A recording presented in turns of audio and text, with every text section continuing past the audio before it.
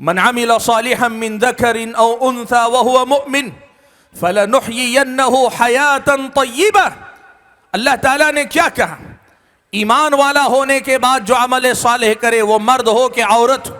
اللہ نے آیت کے اختتام میں کہا وَلَنَجْزِيَنَّهُمْ أَجْرَهُمْ، ہم اس کا بدلہ جو آخرت میں دینا ہے وہ دیں گے. لیکن آخرت کے بدلے سے پہلے اللہ نے کہا فَلَنُحْيِيَنَّهُ حَيَاةً طَيِّبَةً، ہم ضرور اسے بہترین زندگی جلائیں گے، ہم ضرور اسے بہترین زندگی دیں گے. حیاتاً طیبہ، اچھی زندگی اللہ تعالیٰ دنیا میں دے گا. یہ اللہ تبارک و تعالیٰ کا وعدہ ہے. پوری طرح دین کے اندر داخل ہو جاؤ. یہ جو معاملہ ہے یہ معاملہ ابھی بھی دور کی ایک منزل نظر آتی ہے، اور ایسا لگتا ہے کہ ہم مسافر تو ہیں لیکن منزل پر پہنچنے کے لیے سفر نہیں کر رہے ہیں، ہم بس سفر برائے سفر کر رہے ہیں. ہم اسی پہ خوش ہیں کہ ہم ایمان کے راستے پر ہیں، اسلام کے راستے پر ہیں، لیکن اسلام کے راستے پہ چلنے کا جو کما حقہ تقاضا ہوتا ہے اس پر شاید ہم اور آپ توجہ دینے سے قاصر ہیں. اللہ کے بندو، ہر 1000 میں سے 999 نکال کر الگ کر لو کہ یہ جہنم کا ایندھن ہے، ایک آدمی جنت میں جانے والا ہے. اللہ کے بندو سوچو کہ یہ دین اگر پوری طرح میری اور آپ کی زندگی میں نہیں ہوگا تو کیا ہم وہ 1000 میں ایک بن پائیں گے؟ کیا اس 1000 میں ایک ہمارا مقام بن پائے گا؟ کس قدر زیادہ مجھ کو اور آپ کو جھنجھوڑنے والی حدیث ہے کہ زندگی میں جس دنیا کے لیے آگے پیچھے ہو رہے ہو، مانتے ہو، جانتے ہو کہ اللہ کے پاس بغیر دین کے کامیابی نہیں ہے، لیکن اس کے باوجود دین کو اپنی زندگی میں وہ مقام نہیں دے پاتے جو تمہیں ان 1000 میں سے ایک بنائے. الحمدللہ رب العالمین والصلاة والسلام على اشرف الانبیاء والمرسلین وعلى آلہ واصحابہ اجمعین ومن تبعهم بإحسان الى یوم الدین. یا ایہا الذین آمنوا اتقوا اللہ حق تقاتہ ولا تموتن الا وانتم مسلمون. یا ایہا الناس اتقوا ربکم الذی خلقکم من نفس واحدہ وخلق منها زوجها وبث منهما رجالا كثيرا ونساء واتقوا الله الذي تساءلون به والأرحام إن الله كان عليكم رقيبا. يا أيها الذين آمنوا اتقوا الله وقولوا قولا سديدا يصلح لكم أعمالكم ويغفر لكم ذنوبكم ومن يطع الله ورسوله فقد فاز فوزا عظيما. أما بعد فأعوذ بالله من الشيطان الرجيم. بسم الله الرحمن الرحيم. إن هذا القرآن يهدي للتي هي أقوم ويبشر المؤمنين الذين يعملون الصالحات أن لهم أجرا كبيرا. لائق احترام صدر اجلاس، معزز علماء کرام، بزرگوں، نوجوان بھائیوں اور پردہ نشین خواتین اسلام، یہ اللہ رب العزت کا فضل و کرم ہے کہ آج اس نے مجھ کو اور آپ کو اس مقام پر اکٹھا فرمایا، دین کی کچھ باتیں سننے سنانے کا موقع عطا فرمایا، اور خود کا محاسبہ کرنے، اپنی ایمانی زندگی کی اصلاح کرنے اور اپنی عملی زندگی میں سدھار لانے کی فکر اللہ نے عطا فرمائی ہے. حاضرین گرامی، ہم اور آپ یہ بات اچھی طرح سے جانتے ہیں کہ ہم اور آپ کو اللہ تعالیٰ نے دنیا میں ایک مختصر مدت کے لیے بھیجا ہے. ہم یہاں کے نہیں تھے. اللہ تبارک و تعالیٰ نے آدم علیہ السلام کو پیدا کرنے کے بعد جنت میں رکھا. پھر اللہ تعالیٰ کی مرضی کہ آدم علیہ السلام کو زمین پر بھیجا گیا، اور بھیجنے سے پہلے اللہ تبارک و تعالیٰ نے یہ مسئلہ پہلے ہی بتا دیا کہ جہاں جا رہے ہو، جس دنیا میں قدم رکھ رہے ہو، اس دنیا میں تمہیں ہمیشہ نہیں رہنا ہے، لوٹ کر واپس آنا ہے۔ وہاں ہمیشہ نہیں رہنا ہے، لوٹ کر ہی آنا ہے۔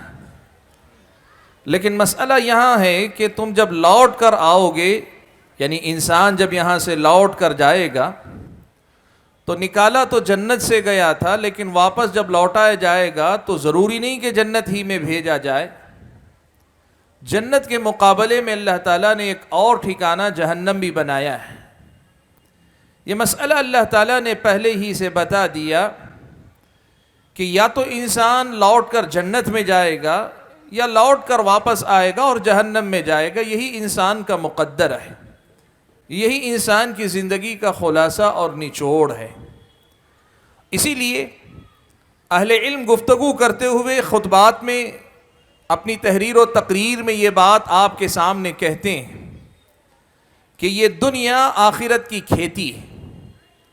یہاں ہم اور آپ اس کسان کی طرح ہیں جو اپنے موسم کے مطابق زمین میں ہل بھی چلاتا ہے، بیج بھی بوتا ہے، اس کو سیراب بھی کرتا ہے، فصل بھی اگاتا ہے، لیکن بہرحال کھیتی کرتا ہے تاکہ جب پھل آئے تو اس پھل سے مستفید ہو سکے۔ ایک انسان اس دنیا کے اندر اسی کسان کی حیثیت سے ہے کہ جسے یہاں اپنی آخرت کے لیے کھیتی کرنی ہے۔ بھائیو، یہ بات میں نے کیوں آپ کے سامنے ابتدا میں ذکر کی؟ اس لیے کہ آج میں آپ حضرات و خواتین کے سامنے حقیقت میں ایک بنیادی پیغام رکھنا چاہ رہا ہوں، اور اس پیغام کو سمجھنے کے لیے اس بنیاد کا سمجھنا آپ کے لیے ضروری ہے۔ جب آپ اور ہم یہ سمجھیں گے کہ یہ دنیا ہماری کھیتی ہے، یہ نہ ہمارا ٹھکانہ ہے، نہ منزل ہے، نہ یہاں ہمیشہ رہنا ہے، اور نہ ہی یہاں کی چیزیں ہماری زندگی کا مقصود بن سکتی ہیں، اصل تو ہمارا مقام آخرت میں ہے، جنت میں ہمیں جانا ہے، جہنم سے بچنا ہے، یہ اگر ہماری اور آپ کی زندگی کا مقصد ہماری نظروں کے سامنے ہمیشہ رہے نا، تبھی جا کر ہماری اور آپ کی زندگی مومنانہ زندگی ہو پائے گی، اسلامی زندگی ہو پائے گی، اللہ کی بندگی والی زندگی ہو پائے گی، پیارے نبی صلی اللہ علیہ وسلم کی اطاعت اور اتباع والی زندگی ہو پائے گی، دینی رنگ میں رنگ کر ہم اور آپ جینے والے بن سکیں گے۔ اور مختصر الفاظ میں یوں کہیں، جس کے بندے ہیں اس کے مطابق، اس کی مرضی کے مطابق میری اور آپ کی زندگی چل سکے گی۔ اور اگر ہم نے اس حقیقت کو بھلا دیا، ہم نے اس حقیقت کو نظر انداز کر دیا، تو اس کا مطلب یہ ہوا بھائیوں کہ سیدھے سیدھے مسئلہ خسارے کا، سیدھے سیدھے مسئلہ گھاٹے کا، سیدھے سیدھے مسئلہ نقصان کا ہے۔ یہ مسئلہ ہم اور آپ کو یاد رکھنا چاہیے۔ بھائیوں، میں آپ کے سامنے یہ بات رکھنا چاہتا ہوں کہ اللہ تبارک و تعالیٰ نے ہم اور آپ کو یہ دین نصیب فرمایا جسے ہم دین اسلام کہتے ہیں۔ اليوم اکملت لکم دینکم واتممت علیکم نعمتی ورضیت لکم الاسلام دینا۔ میں نے آج کے دن اپنے احسان کو پورا کر دیا، تمہارے لیے دین کو مکمل کر دیا، اور تمہارے لیے اسلام کو دین کے طور پہ میں نے پسند کر لیا۔ یہ جو دین ہے نا، اس دین کے بارے میں ہمیں اپنے نقطہ نظر کو ایک مرتبہ پھر سے درست کرنے کی ضرورت ہے۔ یہ دیکھنے کی ضرورت ہے کہ آج ہم اپنی زندگی میں اس دین کو کیا حیثیت دیتے ہیں، ہماری نظر میں اس دین کا مقام کیا ہے، ہم اس دین کو کس نظر سے دیکھتے ہیں۔ اس لیے کہ آج آپ جانتے ہیں اللہ کا فضل و کرم ہے، دینی جماعتیں کام کرنے والی اپنے اپنے مسلک کے مطابق جو بھی کر رہی ہیں۔ اس قسم کے کتنے پروگرام ہوتے ہیں وہ آپ بھی جانتے ہیں، اور اس سے آگے بڑھ کر اللہ کا فضل و کرم مسجد ہیں جہاں سے ممبر و محراب سے آپ تک دین کی باتیں پہنچائی جا رہی ہیں۔ اللہ کا فضل و کرم ہے، نیا زمانہ ہے، سوشل میڈیا کے الگ الگ ذرائع سے ہر آدمی کی جیب میں دین کی باتیں 24 گھنٹے موجود ہیں۔ ہماری گھر کی خواتین کا بھی یہ حال ہے، بہت ساری جگہ پہ اللہ کا فضل و کرم ہے کہ وہ دین کی باتیں گھر کے کام کاج کرتے ہوئے بھی سن رہی ہوتی ہیں، گھر میں بیٹھے ہوئے بھی سن رہی ہوتی ہیں۔ ہم اور آپ سفر کے دوران اپنی سواری میں دین کی باتیں سن رہے ہوتے ہیں۔ سوال یہ ہے کہ ہم اور آپ جب دین کی باتیں اتنی سنتے جانتے ہیں، اور دوسری طرف یہ بھی مانتے ہیں کہ آخرت کے لیے یہ دنیا ہماری کھیتی ہے، تب پھر دین سے میرا اور آپ کا جیسا رشتہ ہونا چاہیے، دین سے میرا اور آپ کا جیسا تعلق ہونا چاہیے، ہماری اور آپ کی دینداری کا جو معیار، جو درجہ ہونا چاہیے، ہمارے اور آپ کی اللہ تعالیٰ کی بندگی میں جو مقام ہمیں پانا چاہیے، اگر ہم اور آپ اس اعتبار سے دیکھنا چاہیں، یقین مانیں جہاں ہماری زندگی میں علم ہے وہاں عمل نہیں ہے یا بہت کم ہے، جتنا علم ہے اتنا عمل نہیں ہے، اور اتنا تو دور کی بات ہے جس قدر شوق سے ہم علم حاصل کرتے ہیں، تقریر سنتے ہیں، واعظ و نصیحت سنتے ہیں، بیان سنتے ہیں، درس سنتے ہیں، اس قدر شوق ہماری اور آپ کی عملی زندگی میں، عملی میدان میں نظر نہیں آتا ہے۔ ایسا کیوں ہے؟ یہ فرق کیوں ہے کہ ہم دین کو سیکھ تو رہے ہیں لیکن عمل کرنے کے معاملے میں پیچھے ہیں؟ ایسا کیوں ہے کہ ہماری اور آپ کی زندگی کے اندر دین آیا تو ہے لیکن پوری طرح سے آیا نہیں، دین سے ہمارا رشتہ تو ہے لیکن پورا گہرا رشتہ نہیں ہے، دین سے ہمارا تعلق تو ہے لیکن ہمارے تعلق اور ہمارے اسلاف کے تعلق میں زمین و آسمان کا فرق نظر آتا ہے؟ ایسا کیوں ہے؟ اس مسئلے کو ہم اور آپ کو ایک مرتبہ پھر سے زیر بحث لانے کی ضرورت ہے، اس کا جائزہ لینے کی ضرورت ہے، اس پر خود کا محاسبہ کرنے کی ضرورت ہے، ہمیں اپنے آپ سے پوچھنے کی ضرورت ہے کہ ہم نے دین کو واقعی معنوں میں اپنی زندگی میں کیا مقام دیا ہے، کیا درجہ دیا ہے، کیا حیثیت دی ہے۔ بھائیو آپ دیکھو، ایک طرف تو اس دنیا کے اندر، خاص طور پہ میں مسلمانوں کے اندر بات کروں، مسلمانوں سے باہر کے جو لوگ ہیں ان کا اپنا مسئلہ ایک اپنی جگہ، لیکن اسلام کے دائرے میں جو ہیں ان میں کا ایک طبقہ وہ ہے جن کا دین سے تعلق نہ ہونے کے برابر ہے، دلچسپی نہیں ہے ان کو کوئی، ان کی صبح سے شام تک کی مصروفیات میں دین کے لیے کوئی مقام نہیں، وہ صبح اٹھیں گے شام میں بستر پہ لیٹیں گے، ان کی 24 گھنٹے کی جو مصروفیات ہوں گی وہ خود اگر جائزہ لے کر دیکھیں دین کے لیے ان کی زندگی میں کیا مقام ہے، اس 24 گھنٹے میں کتنا وقت ان کا ہے، خود ان کو پتا چلے گا کوئی وقت نہیں۔ ایسا لگتا ہے کہ دین ایک طرف ہے، وہ ایک طرف ہے، جیسے دین ان کی کوئی ضرورت نہیں ہے۔ لیکن وہیں بہت سارے ایسے بھائی بھی ہیں، بہنیں بھی ہیں جن کو اللہ تعالیٰ نے توفیق بخشی ہے، وہ دین سے اپنا تعلق رکھتے ہیں، لیکن یہ دین سے تعلق بہت حد تک نام کا تعلق ہے، بہت حد تک علمی تعلق ہے، عملی تعلق نہیں، بہت کچھ تعلق نسبت کا ہے کہ ہم مسلمان ہیں، ہم مومن ہیں، ہمارا دین اسلام ہے، ہم دیندار ہیں، لیکن عملی زندگی میں دین کی بات کریں تو آپ دیکھیں کہ ہماری اور آپ کی زندگی میں ایمان اور اسلام کی تعلیمات کس قدر پائی جاتی ہیں۔ ہم اور آپ اگر اس حیثیت سے اپنے حالات کا جائزہ لینا چاہیں گے نا تو آپ کو پتہ چلے گا بڑی تعداد ایسے لوگوں کی ہے جن کے پاس آج بھی، جو دینداری کے نام پہ، میں ان کی بات کروں، جن کے پاس آج بھی یہ صورتحال ہے، دینداری کا بڑا محدود تصور ہے، بڑا لمیٹڈ معنی ہے، وہ نمازی ہیں تو ان کی زندگی میں آپ دیکھیں ان کے معاملات بڑے خراب ہیں، اور اگر اللہ کرے وہ معاملات میں اچھے ہیں، ذاتی اخلاق و عادات میں، نفس کی تربیت میں، اپنے آپ کی اصلاح میں ان کو آپ بڑے کوتاہ پائیں گے۔ اور اگر مان لے کہ کوئی آدمی بڑا با اخلاق ہے، بڑا ملنسار ہے، زبان بڑی میٹھی ہے، اس سے کبھی کسی کو تکلیف نہیں پہنچتی، وہ خود اپنا محاسبہ کر کے دیکھے عبادتوں میں اس کا مقام کیا ہے، درجہ کیا ہے۔ ہم نے دین کے کچھ حصے کو لیا ہوا ہے۔ حقیقی دین کو لینے کا جو مسئلہ ہے کہ دین پوری طرح تمہاری زندگی میں آ جائے یا تم پوری طرح دین کے اندر داخل ہو جاؤ، یہ جو معاملہ ہے، یہ معاملہ ابھی بھی دور کی ایک منزل نظر آتی ہے، اور ایسا لگتا ہے کہ ہم مسافر تو ہیں لیکن منزل پر پہنچنے کے لیے سفر نہیں کر رہے ہیں، ہم بس سفر برائے سفر کر رہے ہیں۔ ہم اسی پہ خوش ہیں کہ ہم ایمان کے راستے پر ہیں، اسلام کے راستے پر ہیں، لیکن اسلام کے راستے پہ چلنے کا جو کما حق تقاضا ہوتا ہے، اس پر شاید ہم اور آپ توجہ دینے سے قاصر ہیں۔ اللہ کے بندو، بھائیو دیکھو، آدمی کے پاس اگر یہ پتہ ہوتا ہے کہ میری فلاں منزل ہے اور مجھے اس منزل تک پہنچنے کے لیے اتنی لمبی مسافت طے کرنی ہے، تو وہ آدمی کیا کرتا ہے؟ وہ سفر پہلے شروع کرتا ہے، سفر تیز رکھتا ہے، سفر میں دائیں بائیں توجہ دے کر اپنی رفتار کو کم نہیں کرتا، وہ سیدھے سیدھے منزل پر پہنچنے کی کوشش کرتا ہے۔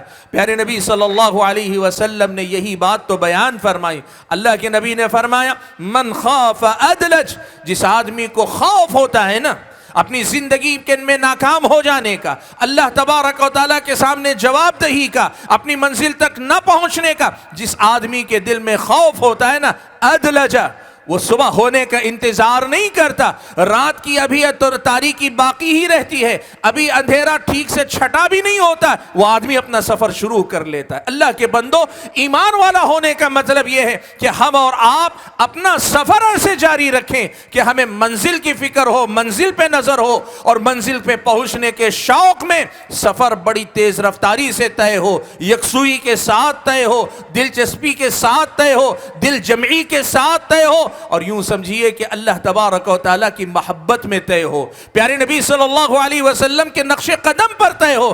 میری اور آپ کی عملی زندگی ایسی ہونی چاہیے۔ لیکن میرے بھائیوں، میں نے جیسے کہا، صورتحال میری اور آپ کی یہ بتاتی ہے کہ ہماری اور آپ کی عملی زندگی میں دین ایمان کا مقام بہت ادھورا، بہت مختصر، بہت تھوڑا مقام ہے۔ ہم نے ابھی دین کو اپنی زندگی میں وہ جگہ نہیں دی جو جگہ ہم اور آپ کو دینی چاہیے۔ اس کی وجوہات کیا ہیں؟ میں آج آپ کے سامنے اصل میں کچھ وجوہات ایسی گنانا چاہتا ہوں کہ جس کی وجہ سے ہم عملی زندگی میں پوری طرح مسلمان نہیں ہو پا رہے ہیں، پوری طرح مومن نہیں ہو پا رہے ہیں، پوری طرح اسلامی تعلیمات پہ عمل نہیں کر پا رہے ہیں۔ ایسی کچھ وجوہات آپ کے سامنے ذکر کرنا چاہتا ہوں تاکہ ہم خود احتسابی سے کام لیں، اپنے آپ کا جائزہ لیں، دیکھیں کہیں ایسا تو نہیں کہ انہی اسباب میں سے کوئی نہ کوئی سبب میری اور آپ کے دل و دماغ میں، میرے اور آپ کی زندگی میں اور میرے اور آپ کے ساتھ لگا ہوا ہے، جس کے نتیجے میں ہم واقعی معنوں میں پورے مومن، پورے مسلمان نہیں بن پا رہے ہیں۔ حاضرین گرامی، اس کی وجہ کیا ہے؟ سب سے پہلی بات تو یہ ہے کہ ہم میں کی ایک بڑی تعداد یہ جانتی ہے کہ آخرت میں اللہ تبارک و تعالیٰ کے پاس ہماری اور آپ کی کامیابی جو ہو سکتی ہے وہ اسی دین کی بنیاد پر ہو سکتی ہے، یہ ہم جانتے ہیں۔ اللہ نے قرآن میں فرمایا، ان الدین عند اللہ الاسلام، بلا شبہ اللہ تعالیٰ کے پاس جو دین قابل قبول ہوگا وہ اسلام ہی ہوگا۔ اللہ نے فرمایا، ومن یبتغی غیر الاسلام دینا فلن یقبل منہ، جو آدمی اسلام کے علاوہ کوئی اور راستہ، کوئی اور دین اپنا کر آئے گا، اللہ کے پاس قبول نہیں کیا جائے گا۔ ایک مسلمان کے طور پہ ہم مانتے ہیں کہ اللہ تعالیٰ کے پاس کامیابی دین پر چل کر ہی ہو سکتی ہے، اور آخرت کی جس کھیتی کی ہم نے بات کی نا کہ یہ دنیا کھیتی ہے، جو پھل ہمیں آخرت میں لینا ہے وہ پھل ہمیں کہاں سے ملے گا؟ ہم سب جانتے ہیں کہ دین پہ عمل کر کے ہی ملے گا۔ آپ اور میں دین چھوڑ کر بقیہ کچھ بھی لے جائیں، دین چھوڑ کر چاہے کچھ بھی اپنا لیں ہم اور آپ، لیکن اللہ تبارک و تعالیٰ کے پاس دین کے علاوہ کوئی اور چیز کام آنے والی نہیں۔ یہ بات ہم جانتے، لیکن مسئلہ کہاں ہے؟ کسی چیز کو محض جان لینا الگ ہے اور کسی چیز کو اپنی صبح و شام کی فکر بنا لینا ایک الگ معاملہ ہے۔ ایک چیز کو معلومات کے درجے میں رکھنا الگ ہے، لیکن اسے اپنی زندگی کا مقصود نظر بنا لینا ایک الگ معاملہ ہے۔ اللہ کے بندو، آپ اور ہم کو یہ باتیں یاد رکھنی ہوگی کہ اللہ کے پاس دین کے بغیر جانا کتنا بڑا خسارہ ہے، یہ ہمیں سمجھنا ہوگا۔ صحیح بخاری و مسلم کی روایت میں حضرت انس بن مالک رضی اللہ تعالیٰ عنہ روایت فرماتے ہیں کہ اللہ کے نبی صلی اللہ علیہ وسلم نے فرمایا کہ روز قیامت اللہ تبارک و تعالیٰ جہنمیوں میں سب سے ہلکے عذاب میں جو مبتلا انسان ہوگا نا، اسے اللہ تعالیٰ پوچھے گا کہ آج جو عذاب کی شدت، ہلکے عذاب والا، سب سے بڑا نہیں، جس پہ سب سے ہلکا عذاب ہو رہا ہوگا، اسے بلا کر اللہ تعالیٰ اس سے پوچھے گا، کہے گا بتا آج جو تکلیف تجھے ہے، اس تکلیف سے بچنے کے لیے ساری دنیا بھی تیرے پاس ہو تو کیا ساری دنیا دے کر بچنا چاہے گا؟ فدیے میں، بدلے میں کہ مجھے چھٹکارا مل جائے، ساری دنیا بھی دینے کے لیے تیار ہو؟ وہ کہے گا ہاں میرے رب، اگر ساری دنیا بھی ہو سب دے دوں گا، لیکن مجھے اس عذاب سے چھٹکارا چاہیے۔ اللہ تعالیٰ کہے گا تجھ سے تو میں نے دنیا میں اس سے زیادہ ہلکی بات پوچھی تھی، دنیا میں جب موقع دیا تھا نا تو میں نے تجھ سے اس سے بھی زیادہ معمولی بات پوچھی تھی کہ زندگی اللہ تعالیٰ کی عبادت میں گزارنا، اللہ تعالیٰ کے ساتھ کسی کو شریک نہ ٹھہرانا، تو وہ نہ کر سکا۔ سوچو بھائیو، آج ہم کیا کرتے ہیں؟ اسی دنیا کی خاطر تو دین چھوڑتے ہیں، اسی دنیا کی خاطر تو دین سے جاتے ہیں، اسی دنیا کی خاطر تو دین کو بھلاتے ہیں، اسی دنیا کی خاطر تو دین واقعی معنوں میں وہ مقام نہیں پاتا جو مقام ہماری اور آپ کی زندگی میں پانا چاہیے۔ اللہ کے نبی فرماتے ہیں ساری دنیا آج کوئی کماتا ہے کتنی دنیا کما لیتا، 1% دنیا بھی کسی انسان کے پاس نہیں آتی۔ ساری دنیا کو آپ دیکھ لیں، پوری دنیا ملا کر 1% دنیا آدمی نہیں کما سکتا۔ اللہ کے نبی نے کہا 100% دنیا بھی اس دن ہوگی، وہ ساری دنیا دے کر بھی عذاب سے بچنا چاہے گا، اللہ پھر بھی چھٹکارا نہیں دے گا، اور عذاب اتنا شدید ہوگا کہ پوری کی پوری دنیا دے کر بچنا چاہے گا۔ سوال یہ ہے اللہ کے بندو، کیا ہم اور آپ آخرت کی کامیابی کے مسئلے کو اتنا ہی سنگین اور سنجیدہ مسئلہ سمجھتے ہیں؟ کیا واقعی معنوں میں ہم اور آپ اللہ تبارک و تعالیٰ کے سامنے جواب دہی کا یہی ڈر رکھتے ہیں؟ آپ کو معلوم ہے اللہ کے نبی صلی اللہ علیہ وسلم نے فرمایا روز قیامت، ایک روایت کے مطابق، اور دوسری روایت میں معلوم ہوتا ہے کہ پہلے ہی اللہ تعالیٰ نے حضرت آدم علیہ السلام سے کہا یا کہے گا اللہ تعالیٰ روز قیامت، کیا کہے گا؟ اخرج بعث النار، اے آدم اپنی اولاد میں سے جہنم کے حصے کو نکال کے الگ کر لو۔ حضرت آدم پوچھیں گے وما بعث النار، اے اللہ تعالیٰ جہنم کا حصے سے مراد کیا ہے، کیا نکالوں؟ اللہ تعالیٰ کہے گا من کل 1999 ہر 1000 میں سے 999 لوگوں کو نکال کر جہنم کے لیے الگ کر لو۔ ہر 1000 میں سے 999 نکال کر الگ کر لو کہ یہ جہنم کا ایندھن ہے، ایک آدمی جنت میں جانے والا ہے۔ اللہ کے بندو سوچو کہ یہ دین اگر پوری طرح میری اور آپ کی زندگی میں نہیں ہوگا تو کیا ہم وہ 1000 میں ایک بن پائیں گے؟ کیا اس 1000 میں ایک ہمارا مقام بن پائے گا؟ کس قدر زیادہ مجھ کو اور آپ کو جھنجھوڑنے والی حدیث ہے کہ زندگی میں جس دنیا کے لیے آگے پیچھے ہو رہے ہو، مانتے ہو، جانتے ہو کہ اللہ کے پاس بغیر دین کے کامیابی نہیں ہے، لیکن اس کے باوجود دین کو اپنی زندگی میں وہ مقام نہیں دے پاتے جو تمہیں ان 1000 میں سے ایک بنائے، 999 سے باہر اللہ تعالیٰ تمہیں نکالے۔ وہ مقام اگر ہم نہیں دے پا رہے تو بتاؤ ہم سے زیادہ نادان کون ہو سکتا ہے؟ بھائیو، میں نے جو بات کہنی چاہی وہ یہ کہ ہم اور آپ ہماری زندگی میں دین کو وہ مقام کیوں نہیں دے پا رہے ہیں؟ اس کی پہلی وجہ یہ ہے کہ آخرت کی جو فکر ہونی چاہیے نا، یہ جو بات ہم مانتے ہیں کہ بغیر دین کے اللہ کے پاس کامیابی نہیں ہے، یہ جو ہم تسلیم کرتے ہیں اللہ تعالیٰ کے پاس کامیابی دین کی بنیاد پر ہوگی، یہ بات محض ایک عقل کی بات ہے، ایک محض ہماری سمجھ بوجھ کی بات ہے۔ ہم نے مان لیا ہے کہ بات صحیح ہے، لیکن اسے اپنی روح میں اتارنا، اسے اپنی زندگی کی صبح و شام کی فکر بنا لینا، صبح و شام کا ایک جنون بنا لینا، صبح و شام تک کے لیے اپنی فکر بنا لینا، اس میں ہم اور آپ کمزور پڑتے ہیں۔ اور یہی وجہ ہے کہ کھیتی مانتے ہیں لیکن کھیتی کرتے نہیں ہیں۔ ہم مانتے ہیں کہ دنیا آخرت کی کھیتی ہے، لیکن ایک سنجیدہ کسان کی طرح موسم آئے جائے فرق نہیں پڑتا، لیکن ہم کھیتی کرنے کے لیے تیار نہیں۔ یہ پہلی وجہ ہے جس کی وجہ سے ہم اور آپ دین سے دور نظر آتے ہیں۔ اور وہ وجہ کیا ہے؟ آخرت کی فکر جیسی ہونی چاہیے، یا پھر یہ کہ آخرت میں اللہ کے پاس کامیابی کا دار و مدار ایمان پر ہے، دین پر ہے، اس بات کو جیسے ماننا چاہیے، عملی زندگی میں جو مقام دینا چاہیے وہ مقام دینے میں ہم اور آپ ناکام ہیں۔ بھائیو، دوسری وجہ جس کی وجہ سے ہم اور آپ دنیا سے قریب، دین سے دور ہیں، ایک بڑی وجہ کیا ہے آپ کو معلوم ہے؟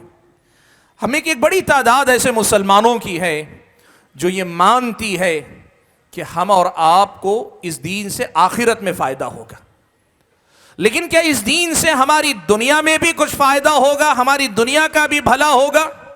ایک عام ذہن، ایک عام مسلمان کا ذہن یہی ہے کہ اس سے آخرت بنتی ہے، اس سے دنیا نہیں بنتی۔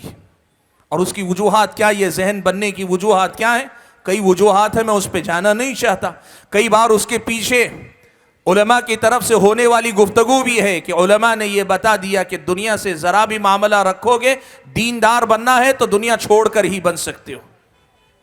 میں اس کی تفصیل میں جانا نہیں چاہ رہا ہوں، لیکن ایک بات آپ کے سامنے رکھنا چاہ رہا ہوں۔ دیکھو کہ ہم میں کی ایک بڑی تعداد یہ مانتی ہے کہ ہمیں اگر دین پر چلنے سے کچھ فائدہ ہوگا تو آخرت کا ہوگا، دنیا کا کیا ہوگا؟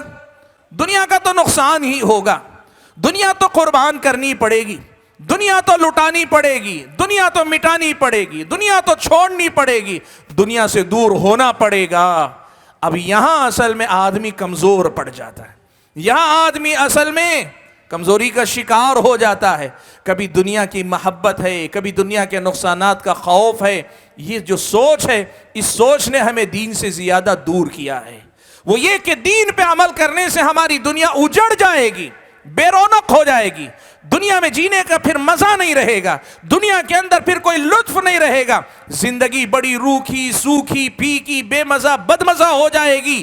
یہ سوچ ہے جس وجہ سے آج ایک بڑی تعداد دین پہ عمل کرنا نہیں چاہتی، یا دین پہ عمل بھی کرتی ہے تو وہ سیلیکٹیو ہے۔ سیلیکٹیو کیا ہے؟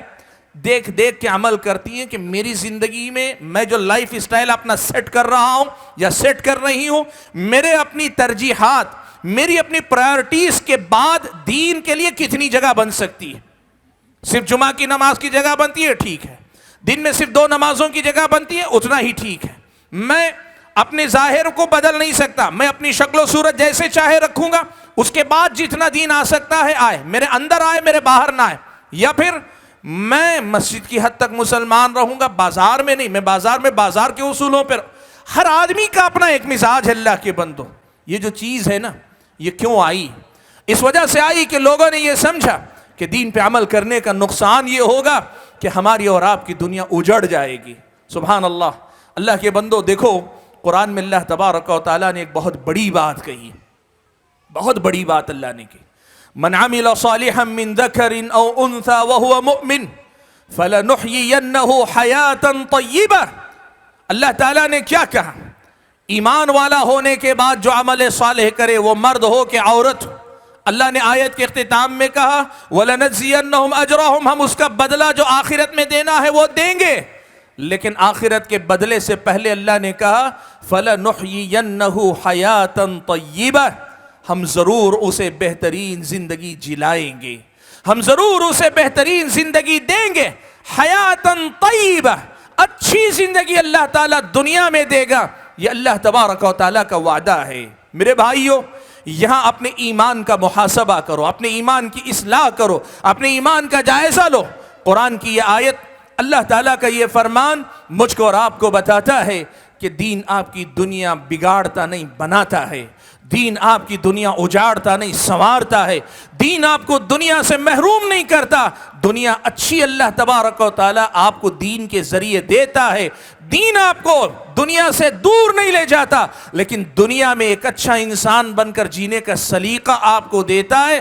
یاد رکھو اللہ کے بندو، یہ جو سوچ لوگوں کے اندر آئی کہ دین پہ عمل کریں گے دنیا اجڑ جائے گی، سوچ غلط ہے۔ اسلام نے آپ کو کیا سکھایا؟ یہ جو اللہ نے وعدہ کیا نا فَلَنُحْيِيَنَّهُ حَيَاةً طَيِّبَةً، اس پر ایمان کا تقاضا یہ ہے کہ یہ مان کے چلو، یہ تسلیم کر کے چلو کہ میری دنیا، میرا دین مجھے میری دنیا اجاڑنے کا حکم نہیں دیتا۔ صحابہ آئے اللہ کے نبی کے پاس، بعض صحابہ آئے، آ کر انہوں نے کیا کہا؟ ایک نے کہا میں شادی نہیں کروں گا، دوسرے نے کہا میں ہمیشہ روزے رکھوں گا، تیسرے نے کہا رات رات بھر عبادت کروں گا، کبھی سوؤں گا نہیں۔ اللہ کے نبی نے کیا کہا؟ اللہ کے نبی نے کہا من رغب عن سنتی فلیس منی، جو میرے راستے سے منہ موڑے گا وہ مجھ سے نہیں، یا میرے راستے پر نہیں ہے۔ پھر آپ نے کہا مجھے دیکھو، میں سب سے زیادہ اللہ سے ڈرنے والا، سب سے متقی انسان ہوں، لیکن میں دنیا چھوڑ کر نہیں، دنیا میں بہتر سے بہتر زندگی جی کر اللہ تعالیٰ کا متقی بندہ بناؤ۔ میری بیویاں بھی ہیں، میرا گھر بار بھی ہے، میں سوتا آرام بھی کرتا ہوں، قیام بھی کرتا ہوں، میں روزے رکھتا بھی ہوں، روزے چھوڑتا بھی ہوں، یعنی نفل دنوں میں، عام دنوں میں ہمیشہ روزے سے نہیں رہتا۔ اسلام آپ کو جو زندگی دینا چاہتا ہے وہ کیا ہے؟ آج آپ اس مسئلے کو سمجھیں۔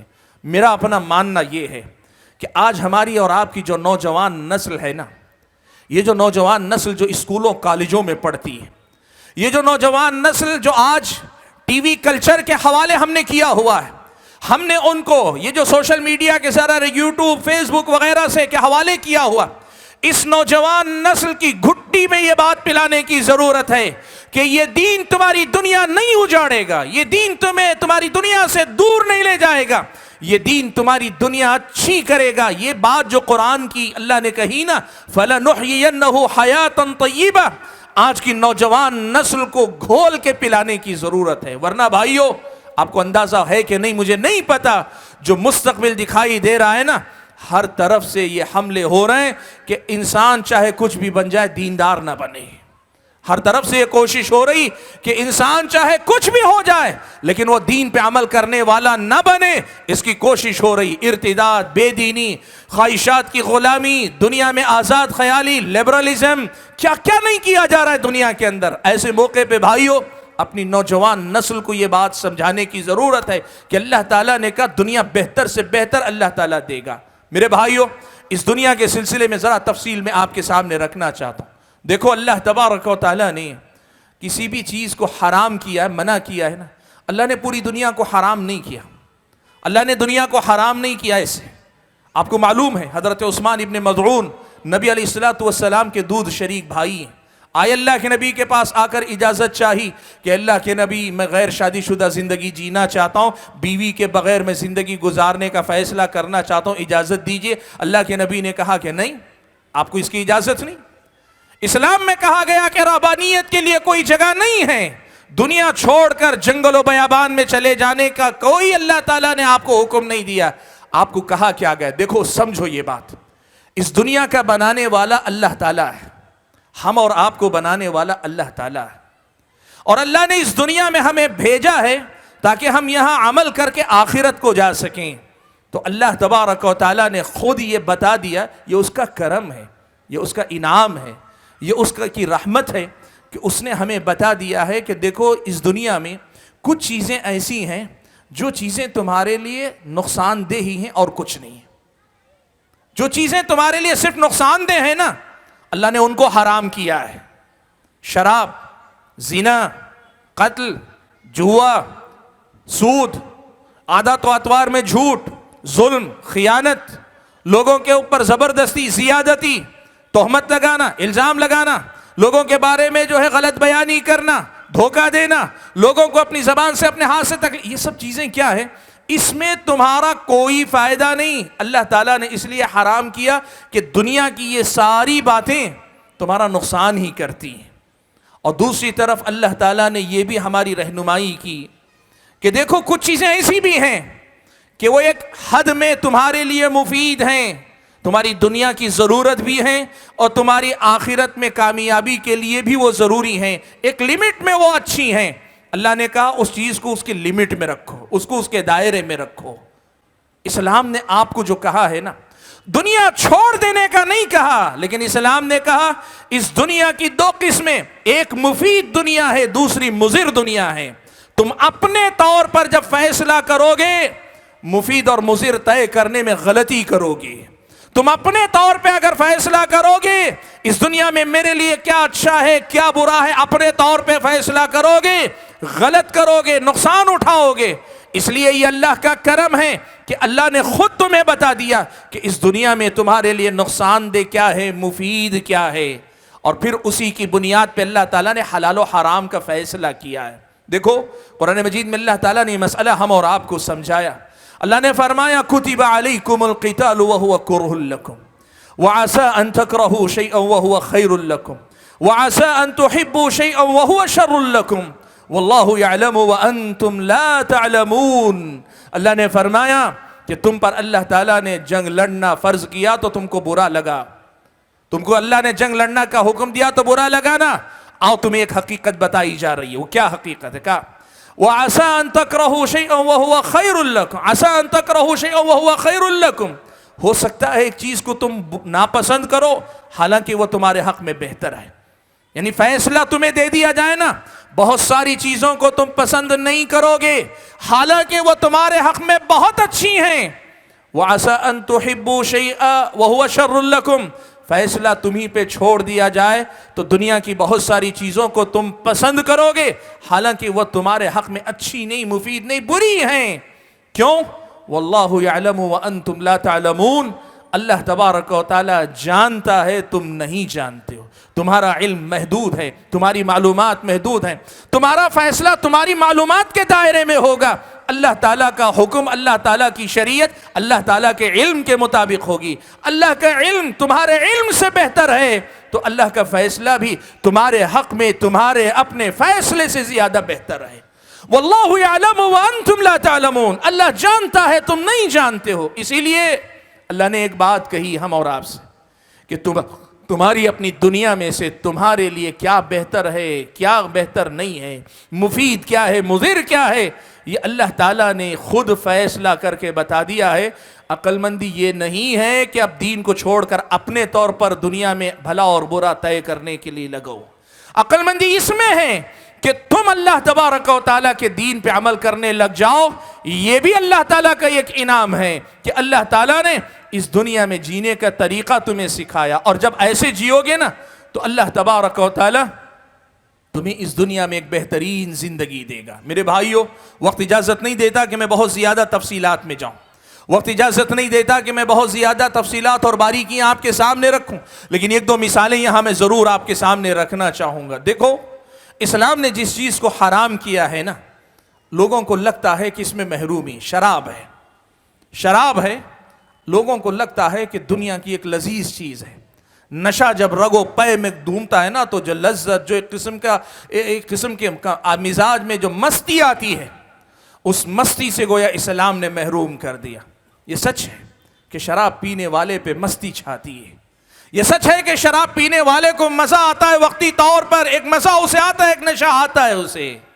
اور اس سے آگے بسا اوقات بعض لوگوں کو ہم نے کہتے سنا کہ یہ جو مزدور پیشہ جو لوگ ہوتے ہیں نا، وہ جو دن بھر حمالی کہتے ہیں، دن بھر جو کھدائی کرتے ہیں، دن بھر محنت مزدوری کرتے ہیں، بدن ٹوٹ جاتا ہے، جسم محنت کر کر کے ٹوٹ جاتا ہے، کہتے ہیں رات میں اگر تھوڑی سی اگر پی لیتے ہیں نا شراب تو سارے جسم کے درد سے بے فکر ہو کر سو جاتے ہیں، صبح تازہ دم ہو کے کام پہ نکل آتے ہیں۔ کہتے ہیں دیکھو شراب اتنی اچھی چیز ہے، لوگ محروم کر رہے ہیں۔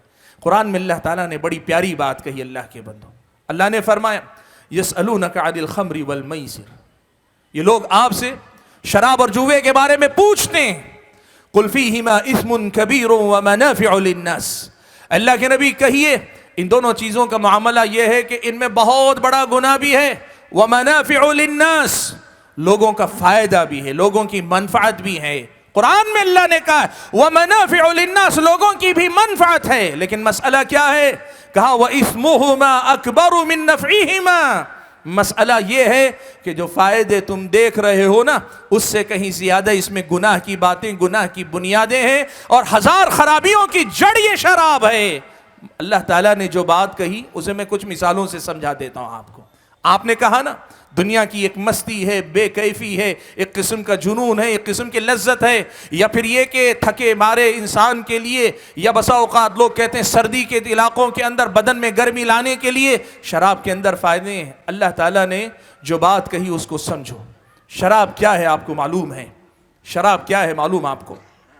عرب کا ایک بدو، زمانہ جاہلیت میں شراب عام تھی، ہر کوئی پیتا تھا، ایک بدو شراب نہیں پیتا تھا۔ اس بدو سے کسی نے پوچھ لیا شراب کیوں نہیں پیتے ہو؟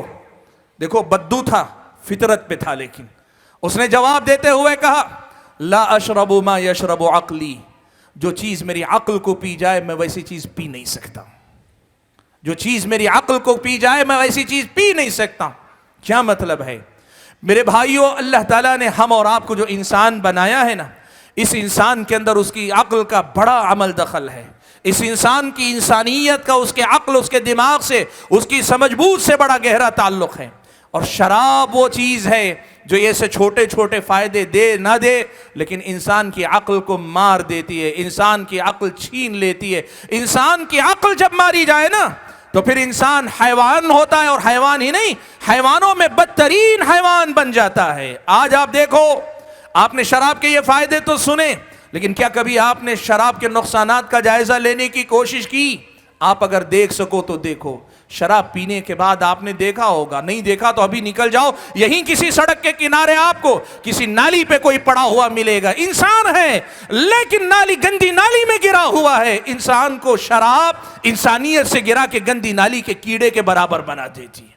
آپ نے شرابی کو دیکھا ہوگا، جب اسے لت لگ جاتی ہے نا، وہ اپنی اس لت کا ایسا غلام ہوتا ہے کہ پھر اس لت کے آڑ میں وہ ساری دنیا بھول جاتا ہے۔ ہم نے وہ منظر بھی دیکھے سنے ہیں کہ ایک بیوی شوہر سے تنگ ہے، شوہر شرابی ہے، بیوی خود جاتی ہے محنت مزدوری، حالانکہ اس کا کام نہیں ہے، اس کا کام تو اپنا گھر سنبھالنا ہے، لیکن محنت کرتی ہے، مزدوری کرتی ہے، کماتی ہے، لاتی ہے اور بڑی مشکل سے اپنا گھر چلانے کی کوشش کرتا ہے۔ یہ شرابی شراب کی لت میں آ کے اس بیوی پہ ظلم زبردستی کرتا ہے، مارتا ہے، پیٹتا ہے اور وہ پیسہ بھی اس کے ہاتھ سے چھین کر لے جاتا ہے۔ اور آپ یقین کرو یہ اس شراب ہی کی لت کا نتیجہ ہے، اس نشے کی لت ہی کا نتیجہ ہے۔ آپ نے وہ منظر بھی دیکھا سنا ہوگا، نہیں تو دیکھ بھی لیں گے کہ ابھی بھی دیکھیے آپ، کئی بار ایسا ہوتا ہے گھر میں شیرخوار بچہ ہے، بچے کے دودھ پینے کے لیے دودھ نہیں ہے، ماں کہیں سے محنت مزدوری کر کے اپنے بچے کو دودھ پلانے کے لیے وہ پانی پیسہ لاتی ہے۔ شرابی اپنے لت کے نشے میں اگر دھت ہونا، اسے اپنے بچے کی اس تڑپ کا بھی احساس نہیں ہوتا جو پیسہ دودھ بن کر بچے کے پیٹ میں جانا چاہیے، اس لت کے نتیجے میں وہ بھی چھین کر لے جاتا ہے اور شراب پی کے آتا ہے۔ انسان کو انسان نہیں رہنے دیتی یہ شراب، انسان کو انسانیت سے گرا دیتی ہے یہ شراب۔ اسی لیے اسلامی شریعت نے یہ بات کہی وَإِثْمُهُمَا أَكْبَرُ مِن نَفْعِهِمَا۔ اور آپ جانتے ہیں شراب کے نشے میں آدمی دھت ہوتا ہے تو کیا کرتا ہے؟ کئی جرائم آدمی کرتا ہے، ماں بہن کے فرق کو بھول جاتا ہے، ماں بہن کے فرق کو بھول جاتا ہے، رشتے ناتوں کے تقدس کو بھول جاتا ہے۔ آدمی اگر شراب میں کے نشے میں ہونا بڑے بڑے جرائم کر بیٹھتا ہے، قتل کر دیتا ہے، لوگوں کے ساتھ زیادتی کرتا ہے، لڑ پڑتا ہے، جھگڑے کرتا ہے، کیا کچھ نہیں کرتا۔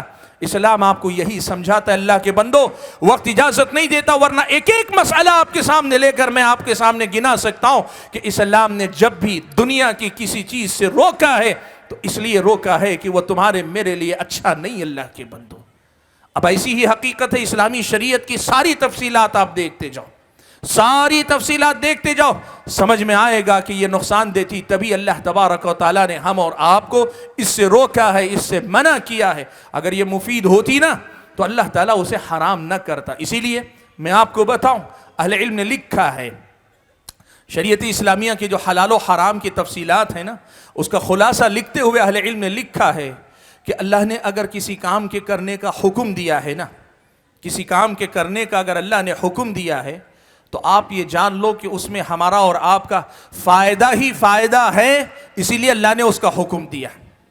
یا پھر اس میں آپ کو نقصان بھی نظر آتا ہے کہ یہ کام جو اللہ نے کرنے کا حکم دیا، یہ کرنے میں میرا فلاں نقصان ہو رہا ہے، تب بھی یہ یقین رکھو کہ اللہ تبارک و تعالیٰ نے جس کام کے کرنے کا حکم دیا ہے اس میں فائدہ بڑا ہے، فائدہ زیادہ ہے، جو نقصان تمہیں دکھائی دے رہا ہے اس سے کہیں زیادہ فائدہ ہے، تبھی اللہ تعالیٰ نے یہ کرنے کا حکم تمہیں دیا ہے، ورنہ اللہ تعالیٰ اس کا حکم تمہیں نہیں دیتا۔ اللہ نے جس بات کا بھی حکم دیا ہے وہ خیر ہی خیر ہے یا پھر اس میں خیر غالب ہے، تبھی اللہ نے اس کے کرنے کا حکم دیا ہے۔ اس کی مثال میں آپ کو دے دوں، آپ جانتے ہیں نماز فجر میں مؤذن کو حکم ہے کہ وہ اذان میں الصلاۃ خیر من النوم کہے۔ 4 نمازوں میں الصلاۃ خیر من النوم نہیں کہا جاتا، نماز فجر میں کہا جاتا ہے۔ کیوں کہا جاتا ہے؟ آپ جانتے ہیں صبح سے پہلے کی، فجر سے پہلے کی جو نیند ہوتی نا، اس میں فائدہ کم ہے لیکن مزہ بہت ہے، لذت بہت ہے۔ اس موقع پہ اپنا بستر چھوڑنا بہت بڑی آزمائش ہے۔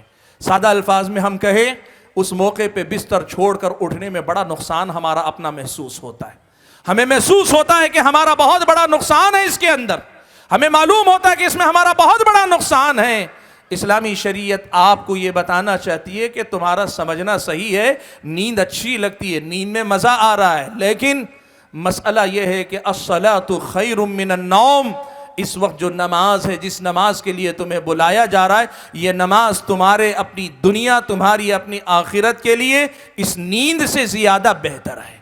الصلاۃ خیر من النوم، یاد رکھو میرے بھائیو، اللہ نے جو بھی حکم دیا ہے نا، جس بات کے بھی کو بھی حلال کہا، جس بات کے بھی کرنے کو مستحب قرار دیا، واجب قرار دیا، فرض کہا، اس میں میرا اور آپ کا فائدہ ہی فائدہ ہے، یا اگر کوئی چھوٹا موٹا نقصان بھی نظر آئے اس میں فائدہ زیادہ ہے، تبھی اللہ نے اسے حلال کیا۔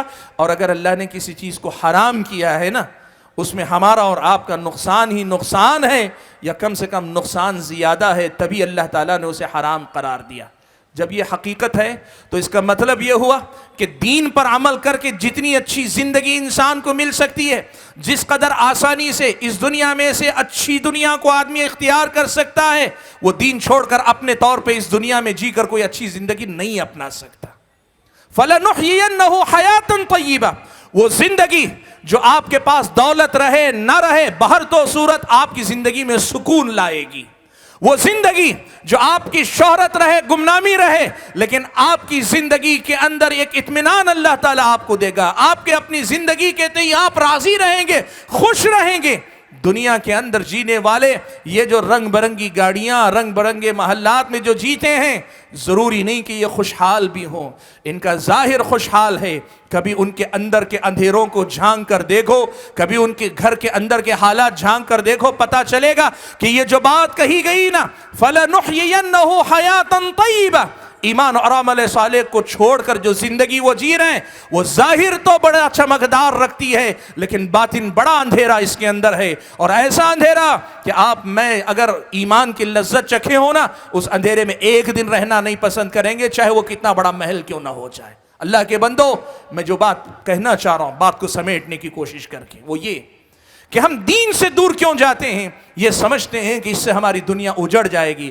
قرآن و سنت آپ کو بتاتے ہیں کہ اسلام آپ کی دنیا کو آباد کرے گا، آپ کو ہر طرح اللہ آباد کرے گا، اور اس دنیا میں مفید اور مضر کا فرق آپ کو اپنے طور پہ کرنے کی ضرورت نہیں ہے، اللہ کے مان لو، اللہ تعالیٰ نے سب فیصلے کر دیے ہیں۔ اور بھائیو، وقت اجازت نہیں دیتا، میں ایک بات آخری اپنی کہہ کر اپنی بات سمیٹنا چاہتا ہوں۔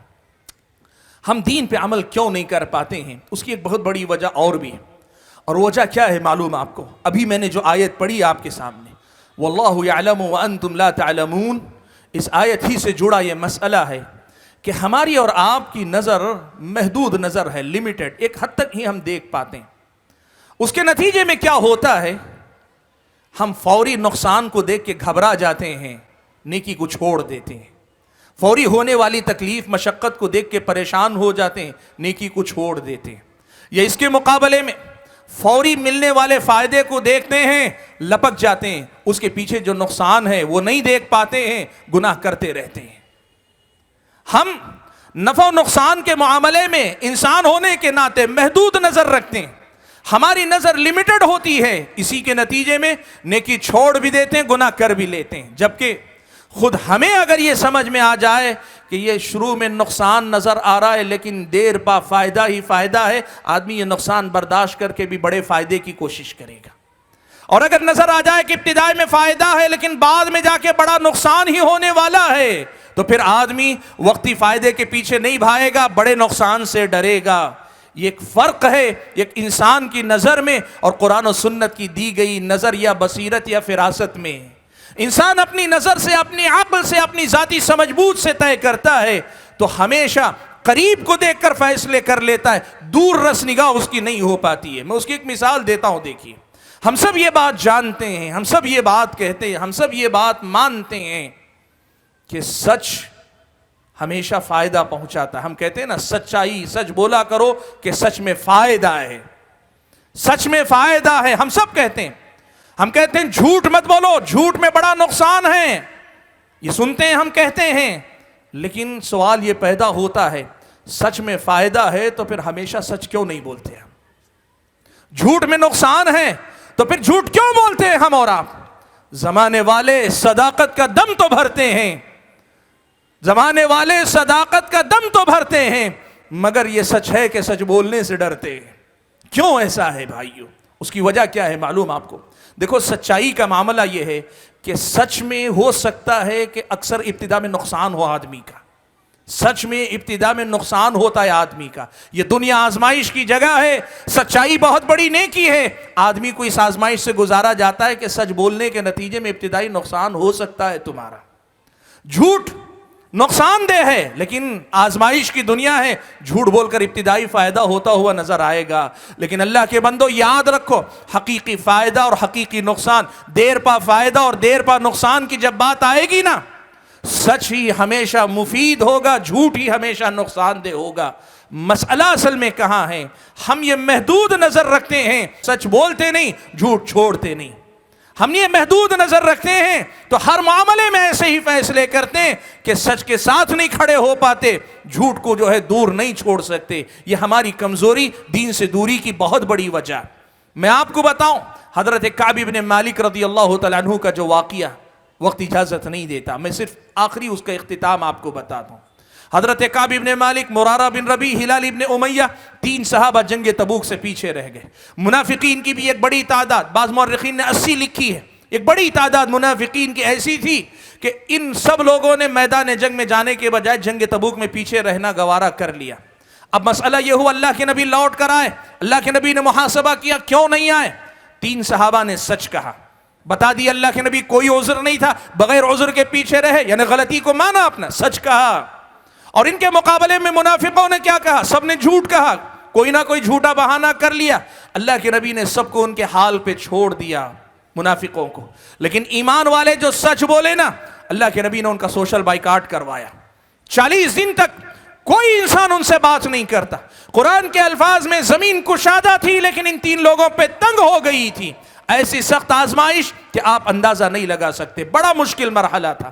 40 دن کے بعد مزید حکم آیا کہ وہ جو گھر میں بیویاں ہیں، وہ بیویاں بھی ساتھ نہیں رہیں گی، ان کے گھروں کو بھیج دو، تنہا رہو۔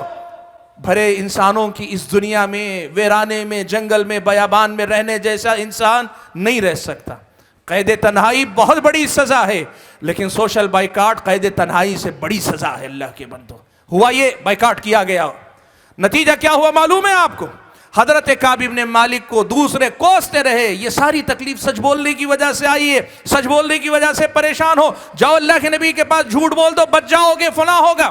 اور منافقین خوش، جھوٹ بول دیے، ہم پہ کوئی کاروائی نہیں ہوئی۔ 50 دن آزمائے گئے، 50 دن جھیلا انہوں نے، 50 دن برداشت کیا انہوں نے، اور اس کے بعد سورہ توبہ میں اللہ تعالیٰ نے آیتیں نازل فرمائی، وَعَلَى الثَّلَاثَةِ الَّذِينَ خُلِّفُوا، جن کو پیچھے کر دیا گیا تھا، ان تینوں کی بھی اللہ تعالیٰ نے توبہ قبول کر لی۔ مفسرین نے لکھا ہے کہ اس آیت میں ان تینوں کے جنتی ہونے کی بشارت ہے، ان کے جنتی ہونے کی بشارت ہے۔ اور ساتھ ہی قیامت تک جب بھی کوئی مسلمان سورہ توبہ پڑھتے ہوئے ان 3 آیتوں پہ آئے گا، وہ یاد کرے گا کہ یہ وہ لوگ ہیں جنہوں نے سچ کہا تھا، تکلیف اٹھائی تھی، لیکن مرتے رہتی دنیا تک کے لیے اپنا نام روشن کر گئے کہ سچے لوگ تھے، یہ سچے لوگ ہیں۔ کیا معلوم ہوا؟ منافقین کا بھی ذکر آیا، اللہ تبارک و تعالیٰ نے ان کے بارے میں وہ آیت نازل کی جو دنیا میں بھی انہیں رسوا کر گئی، اور آخرت میں تو اللہ تعالیٰ کے پاس عذاب بھی ہے۔ بھائیو معلوم کیا ہوا؟ ابتدا میں سچ بول کر کعب ابن مالک اور ان کے ساتھیوں نے نقصان اٹھایا، لیکن جو فائدہ ملا وہ کیا تھا؟ وہ جنت تھی۔ سیدھے اللہ نے جنت کا وعدہ کر لیا۔ وَعَلَى الثَّلَاثَةِ الَّذِينَ خُلِّفُوا، اللہ نے ان کی توبہ قبول کر لی۔ کہا کتنی بڑی بات اللہ تعالیٰ نے کہہ دی۔ اور جو لوگ جھوٹ بول کر شروع میں فائدے میں تھے نا، ان کا کیا ہوا؟ رہتی دنیا تک کے لیے مثال بن گئے، جھوٹے، اللہ نے جھوٹا کہا، اور آخرت میں اللہ کے پاس جو عذاب ہے وہ عذاب ہے۔ بھائیوں میں کہنا کیا چاہتا ہوں؟ کہنا یہ چاہتا ہوں کہ ہم دین پہ اس لیے بھی عمل نہیں کرتے کہ ہماری نظر محدود نظر ہے، ہم بڑا محدود سوچنے والے لوگ، اور محدود سوچنے کے نتیجے میں ہمارا مسئلہ یہ ہے کہ شریعت اسلامیہ نے جو حلال و حرام کے پیمانے رکھے، جائز اور ناجائز رکھا ہے، یا جو کرنے کا حکم دیا، جن چیزوں سے منع کہ ہم نہیں کر پاتے، اس لیے آج سے یہ طے کر لو ہماری نظر ادھوری، ہماری نظر ناقص، ہماری نظر میں خلل، کمزوری ہے۔ بات وہی ہے جو اللہ نے کہی، جو اللہ کے رسول نے کہی۔ اس لیے دین پر عمل کرنے کے معاملے میں کبھی کسی قسم کا تردد نہ رکھو۔ بھائیو وقت اجازت نہیں دیتا کہ میں اور زیادہ گفتگو کروں۔ بنیادی پیغام کیا ہے میرا؟ بنیادی پیغام یہ ہے کہ آپ اور ہم سب سے پہلے اپنے ایمان و یقین کو بڑھائیں کہ یہ ہماری خوش قسمتی ہے کہ اتنا اچھا دین اللہ نے ہم اور آپ کو دیا۔ اسے اللہ کو ضرورت نہیں، یاد رکھو اللہ کے بندو، یا ایھا الناس انتم الفقراء الی اللہ واللہ هو الغنی الحمید، اے لوگو تم اللہ کے محتاج ہو، اللہ بے نیاز ہے، اللہ بے نیاز ہے، اللہ کو ضرورت نہیں۔ نبی علیہ السلام نے فرمایا حدیث قدسی میں کہ تم سارے کے سارے انسان، سارے جن مل کر سب سے متقی انسان کا جو درجہ ہوتا ہے اس درجے کے متقی بن جاؤ۔ ما زاد ذلک فی ملکی شیئا، میری بادشاہت میں ذرا برابر کچھ اضافہ ہونے والا نہیں۔ اللہ کی بادشاہت میں میرے اور آپ کے نیک ہونے سے کوئی اضافہ ہونے والا نہیں ہے۔ اور وہیں اگر ہم سب سے برے ہو جائیں، اللہ نے فرمایا ما نقص ذلک من ملکی شیئا، میری بادشاہت میں اس سے کوئی کمی آنے والی نہیں ہے۔ مسئلہ کیا ہے؟ ان احسنتم احسنتم لانفسکم، اگر تم اچھا کرو گے تو اپنے ساتھ اچھا کرو گے، وَإِنْ أَسَأْتُمْ، اور اگر تم نے برا کیا تو اس کی جواب دہی بھی تمہارے اپنے نفسوں کو کرنی پڑے گی۔ بھائیوں میں کہنا کیا چاہتا ہوں، اس یقین کو بڑھاؤ کہ یہ نعمت ہے، یہ تو ہماری خوش قسمتی ہے۔ اللہ چاہتا تو یہاں دنیا میں چھوڑ دیتا، کہتا جاؤ اپنے اپنے انداز میں راستہ تلاش کرو، صحیح راستہ تم آ گئے تو جنت میں بھیج دوں گا، نہیں تو جہنم میں، کہہ سکتا تھا اللہ تعالیٰ۔ لیکن یہ اللہ کا کرم ہے کہ اللہ نے بھیجا، راستہ بھی دے دیا، کہا صرف اس کو پہچان پر اس پر عمل کر لو، تمہاری دنیا بھی بن جائے گی، تمہاری آخرت بھی بن جائے گی۔ اس کے بعد بھی اگر ہم اور آپ اگر دین پر عمل کرنے والے نہ ہوئے، ہم سے زیادہ خسارے کا سودا کرنے والا کون ہوگا؟ والعصر ان الانسان لفی خسر، قسم ہے زمانے کی، تمام انسان خسارے میں، ساری انسانیت خسارے میں ہے، الا الذین آمنوا وعملوا الصالحات، ہاں وہ جو ایمان لائیں، عمل صالح کرے، وتواصوا بالحق وتواصوا بالصبر، حق کی وصیت ایک دوسرے کو کرے اور صبر کی تلقین ایک دوسرے کو کرے، یہی خسارے سے نکلنے والے۔ سب سے پہلے اپنے آپ کو اپنے دین سے اس معنی میں جوڑنے کی کوشش کریں، اور دوسرا پیغام یہی ہے کہ نئی نسل کو اپنی گود سے نکال کر اپنے آنگن تک، اپنے آنگن سے لے کر اپنے گلی محلے تک، اور اپنے گلی محلے سے لے کے دنیا کے کونے کونے تک جب پہنچاؤ، وہاں پہنچانے سے پہلے یہ ایمان و یقین ان کے دل و دماغ میں اتارنے کی کوشش کرو۔ آج سے زیادہ ماں باپ کی تربیت کی بچوں کو ضرورت شاید کبھی نہیں رہی۔ وجہ کیا ہے؟ وجہ یہ ہے کہ آج کی جو حالات نظر آ رہے ہیں، ہر طرف کالج میں، یونیورسٹی میں جو کلچر ہے نا، یہ سارا کلچر دنیا کے پیچھے لگانے والا ہے، دین سے دور لے جانے والا ہے۔ بچہ جب نکلتا ہے نا، اپنے گھر سے نکلتا ہے، بلکہ گھر کے اندر ہی وہ دو رخی زندگی جی رہا ہوتا ہے، ایک طرف دین و ایمان جو بتا رہے ہیں، اور دوسری طرف پورا سماج، پوری سوسائٹی، کالج، اس کی اپنا ٹی وی کلچر، اس کی اپنی فلمیں، اس کی اپنی دنیا، اس کے دوست احباب، اس کا سب کچھ اسے بہت کچھ سکھا رہا ہوتا ہے۔ ایسے مقابلے میں صحیح تربیت کر کے اگر بچوں کو پرورش نہیں کی گئی تو بعید نہیں، یہ بڑے تو ہو جائیں گے لیکن دین و ایمان ان کے ساتھ رہے گا نہیں رہے گا، وہ اللہ ہی بہتر جانے۔ اللہ نہ کرے کہ ہمیں یا ہماری اگلی نسلوں میں سے کسی کو وہ دن دیکھنا پڑے، اور اگر وہ دن دیکھنا نہیں ہے تو ہم سب کو چاہیے کہ ہم اپنی نئی نسلوں کی صحیح تربیت کرنے کی کوشش کریں۔ میں اپنی گفتگو کو ختم کرتے ہوئے اللہ تبارک و تعالیٰ سے دعا کرتا ہوں کہ اللہ تعالیٰ مجھے، آپ سبھی حضرات کو، خواتین کو جو باتیں کہی سنی گئیں، کہنے اور سننے سے زیادہ ان باتوں کو سمجھ کر ان پر عمل پیرا ہونے کی توفیق عطا فرمائے۔ آمین وآخر دعوانا ان الحمد للہ رب العالمین۔